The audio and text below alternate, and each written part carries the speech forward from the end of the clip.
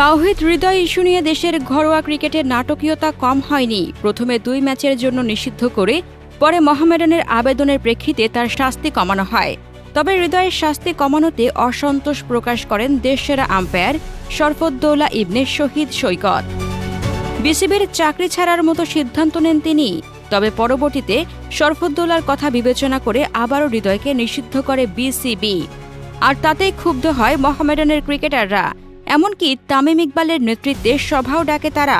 পরে হৃদয়কে শাস্তি দেওয়া হলেও তা আগামী মৌসুমে কার্যকর হবে বলে জানানো হয়। আর সে কারণেই আজ গাজী গ্রুপ ক্রিকেটার্সের বিপক্ষে শিরোপার দৌড়ে টিকে থাকার লড়াইয়ে মাঠে নামতে পেরেছিলেন মোহামেডানের অধিনায়ক হৃদয়। তবে এদিনও এক অপ্রীতিকর কাণ্ড ঘটিয়েছেন তিনি।